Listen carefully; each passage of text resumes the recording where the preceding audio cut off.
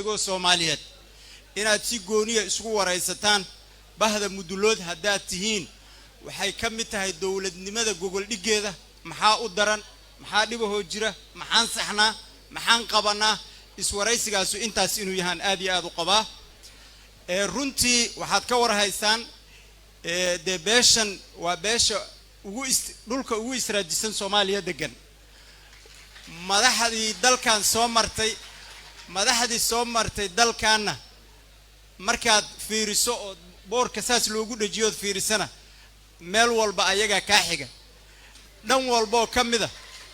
aniga dabcan waxaan nasiib u yeeshay inaan la shaqeeyo oon saaxiib la noqdo laba madaxweyne Sheekh Shariif iyo madaxweyne Xasan Sheekh dad badan oo kamida waxay ugu yaqaanaan madaxweyne Xasan Sheekh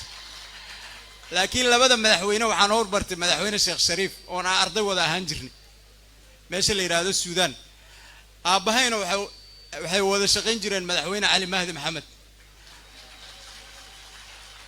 wuxuu kamid ahaa dadkii nabadeynta u istaagnaa barigaas aabahay hadda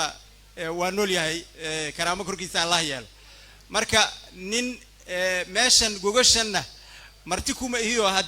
haddii magacaas muduloodka midka ku xiga lagu qoran la yiraahdaan wax kulay oo nin hira mudulood hira baan ahay marka ma fogiyo dadkana maanta waxba ma ka soo dhaweeyo marka oo halka xaba hadii lagu daro midka ku xiga aan wax uga jiraa waxaan rabaa munaasabadu waa dheer tahay dad aad u badan oo madaxa iyo marti sharaf baa jooga laakiin hal kelimad oo muhiim ah inaan idin iraado waxa aad looga dhawaajiyaa oo dhageystaa in maamulkii madaxweyne Xasan Sheekh lagu eedeeyo inaysan gobolka Banaadir dhisin waxaan rabaa inaan halkaan maanta ka garamoon iraado madaxweyne Xasan Sheekh madaxweyne Sheekh Shariif markuu dalka ku soo laabtay waa ka waraysan xaalad adag oo khilaafa dalka ka jirtay madaxweyne Sheekh Shariif horta wuxuu awooday inuu isku milo dawladda federaalka ahayd iyo maxaakiimta waxay ahayd guul weyn oo dawladnimada laga gaaray qofkay u qiyaasantay laano dad diidan dawladnimadii markaas jiray inuu ku qanciyo inay isbedelaan oo dawladnimada laga aqbalo gobolka Banaadir ama beeshan hawiye aysan u arag in dawladdu ay halis ku tahay madaxweyne Sheekh Shariif gogol dhigo ahaa madaxweyne Xasan Sheekh markuu xilka qabtay wuxuu dhisay 4 maamul goboleed oo maamulka Jubbaland midka Koonfur Galbeed midka Hirshabeelle iyo midka Galmudug waxaan rabaa ninba hadda ka hor wuxuu yiri halayahow ilqod baad qabtaan waa la idin qarinayaa labadii aan goobjoogka u ahaa ee Hirshabeelle iyo Koonfur Galbeed hal qof oo hawiye ah oo $1 ku darsaday ma jirin madaxweynaha iyo dawladda u istaagay baynama kuwa kale dadka deegaanku ay dhisanayeen Puntland dadkeeda dhistay Jubbaland dadkeeda dhistay